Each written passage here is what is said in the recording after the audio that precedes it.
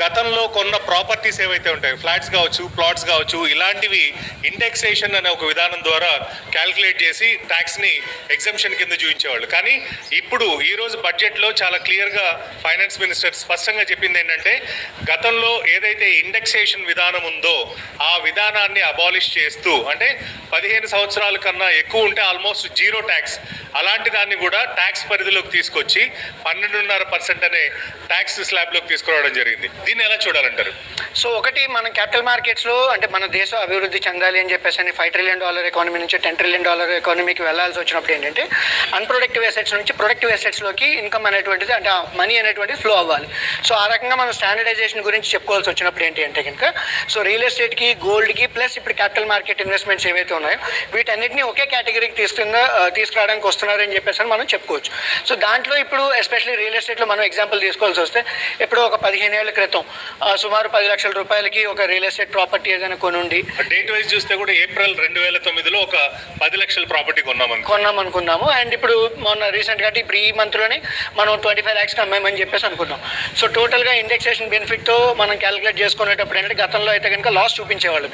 But ఇప్పుడు ఏంటి అంటే కనుక ఈ వచ్చినటువంటి 15 లక్షలకి కూడా మనం ఇన్కమ్ ట్యాక్స్ అనేటువంటిది ఇప్పుడు పే చేయాల్సినటువంటి అవసరం వస్తున్నది ఇక్కడ. ఓకే, సో అంటే మనకి ఇప్పుడు ట్యాక్స్, ఫర్ ఎగ్జాంపుల్ 10 లక్షలకి 2009లో కొన్న ప్రాపర్టీ ఇప్పుడు అమ్మితే 1,87,500 రూపాయలు పే చేయాల్సినటువంటి అవసరం ఉంటుంది. దానికి సెస్ కూడా కలుపుకోవాల్సినటువంటి అవసరం. సో అంటే సుమారుగా దాదాపు 2 లక్షల రూపాయల వరకు కూడా ఇప్పుడు పే చేయాల్సినటువంటి అవసరం ఉంటుంది.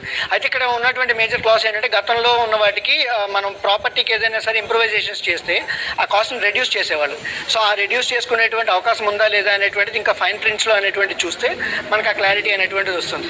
నరసింహరావు గారు, మరో విషయం అంటే, షార్ట్ టర్మ్లో ఏదైనా రియల్ ఎస్టేట్ వ్యాపారం చేసేవాళ్ళు ఇలా కొని అలా అమ్మే వాళ్ళకి ఇప్పటి వరకు 20% ట్యాక్సేషన్ ఉండేది. సో ఆ ట్యాక్స్ కూడా ఇప్పుడు తగ్గిందా?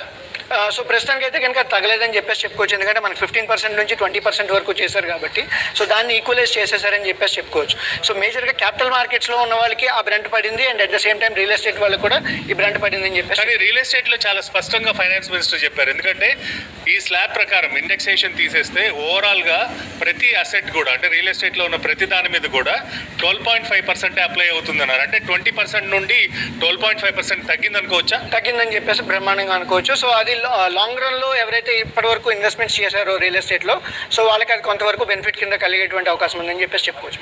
ఓకే, తర్వాత మనం క్యాపిటల్ మార్కెట్స్ కిందకి వద్దాం. క్యాపిటల్ మార్కెట్స్లో గతంలో అంటే 2 సంవత్సరాల ముందు వరకు కూడా క్యాపిటల్ గెయిన్స్ అంటే జీరో ఉండేది. అంటే స్టాక్ మార్కెట్లో ఎవరైనా పెట్టుబడులు పెట్టి నిఫ్టీ 50 కానీ నిఫ్టీ 200 స్టాక్స్లో ఇన్వెస్ట్మెంట్స్ చేస్తే క్యాపిటల్ గెయిన్స్ జీరో ఉండేది. అంటే గత 2 ప్రభుత్వాల్లో మనం చూసింది.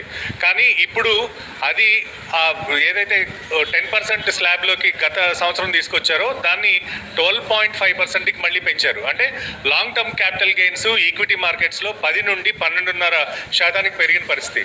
అదేవిధంగా షార్ట్ టర్మ్ క్యాపిటల్ గెయిన్స్ అంటే ట్రేడింగ్ చేసేవాళ్ళు, ఫ్యూచర్స్ అండ్ ఆప్షన్స్లో ట్రేడ్ చేసేవాళ్ళు కావచ్చు, వీళ్ళందరూ షార్ట్ టర్మ్ క్యాపిటల్ గెయిన్స్ కిందకి వస్తారు. కాబట్టి వాళ్ళకు కూడా 15% నుండి 20% వరకు పెరిగింది. అంటే స్టాక్ మార్కెట్లో ఈ చేంజెస్ ఏదైతే లాంగ్ టర్మ్ క్యాపిటల్ గెయిన్ కావచ్చు, షార్ట్ టర్మ్ క్యాపిటల్ గెయిన్ కావచ్చు, ఇది పెరగడం వల్ల ఎలాంటి ట్యాక్స్ ఇంప్లికేషన్స్ ఉంటాయి? ఒకటి, అంటే మిగతా ఎసెట్ క్లాసెస్తో మనం కంపేర్ చేసుకునేటప్పుడు ఏంటంటే ఆబ్వియస్లీ రేషనలైజ్ చేశారు అని చెప్పేసి మనం చెప్పుకోవచ్చు. And at the same time equity as an asset class కింద చూసుకునేటప్పుడు, అంటే లిస్టెడ్ ఈక్విటీస్ ఏవైతే ఉన్నాయో దాన్ని 10% నుంచి 12.5 చేశారు. But at the same time మనం ఏంజల్ ట్యాక్స్ అనేటువంటిది అబాలిష్ చేశారు. తర్వాత అన్లిస్టెడ్ ఏవైతే ఉన్నాయో, సో అన్లిస్టెడ్ వాటిని కూడా 20% నుంచి దాన్ని 12.5 చేశారు. సో ఆ రకంగా చూసుకునేటప్పుడు ఏంటంటే, ఇప్పుడు కొత్తగా మార్కెట్లోకి ఐపీఓస్ ఏవైతే వస్తున్నాయో, అంటే ఆల్రెడీ ప్రైవేట్ ఈక్విటీ ఇన్వెస్టర్స్ కావచ్చు, లేదంటే అన్లిస్టెడ్ షేర్స్ ఎవరైతే హోల్డ్ చేస్తున్నారో వాళ్ళకి ఇది మేజర్ బెనిఫిట్ కింద వచ్చేటువంటి అవకాశం ఉందని చెప్పేసి మనం చెప్పుకోవచ్చు. అట్ ద సేమ్ టైం మనకి ఏంటంటే షార్ట్ టర్మ్ స్పెక్యులేషన్ని తగ్గించడం కోసం అని చెప్పేసి మనకి ఇన్ఫాక్ట్ ఎస్టీటీని కూడా మనం పెంచడం జరిగింది, ఫ్యూచర్స్లో కావచ్చు, ఆప్షన్స్లో కావచ్చు. At the same time short term capital gains ఏవైతే ఉన్నాయో దాన్ని 15% నుంచి 20% వరకు కూడా చేశారు. సో షార్ట్ టర్మ్ కోసం అనేటువంటి చూడకుండా లాంగ్ రన్ కోసం అని చెప్పేసి అని ఇప్పుడు మనకి 2047 ఏం ఏదైతే పెట్టుకున్నారో దాని దృష్టిలో మనీ అంతా కూడా ఈక్విటీస్ నుంచి, గోల్డ్ నుంచి, అన్ప్రొడక్టివ్ అసెట్స్ నుంచి ప్రొడక్టివ్ అసెట్స్లోకి రావాలి అనేటువంటి విధంగా ఈ చర్యలు తీసుకున్నారని చెప్పేసి మనం అనుకోవచ్చు. ముఖ్యంగా మనకి short term, long term capital gains ఏదైతే ఈక్విటీ మార్కెట్స్లో అప్లై అప్లై చేశారో దాంతోపాటు రియల్ ఎస్టేట్లో కూడా 12.5% ట్యాక్స్ ఏదైతే ఇండెక్సేషన్ అనేది అబాలిష్ చేశారో దీనివల్ల ఎక్కడ పెట్టుబడి పెట్టినా కూడా అది ట్యాక్స్ పరిధిలోకి వస్తుంది అనేది ఈ బడ్జెట్ చాలా స్పష్టంగా చెప్పినట్టుగా మనం అర్థం చేసుకోవాలి. మరోవైపు లాంగ్ టర్మ్ క్యాపిటల్ గెయిన్స్ విషయంలో కూడా గతంలో 0 నుండి 10%, 10% నుండి 12.5% వరకు కూడా పెరిగింది. కాబట్టి ఈ క్యాపిటల్ గెయిన్స్ మరింత పెరిగే అవకాశాలు కూడా మనకు కనిపిస్తున్నాయి. ఎందుకంటే స్టాక్ మార్కెట్లు బుల్ రన్లో ఉండడం, మార్కెట్లో డబ్బులు ఆదాయం సంపాదించే వాళ్ళు కూడా పెరుగుతూ ఉండడం వల్ల ఈ ట్యాక్స్ ల్యాబ్స్ని ఇట్లా పెంచారా అని కూడా మనం ఆలోచించాల్సిన పరిస్థితి కనిపిస్తుంది.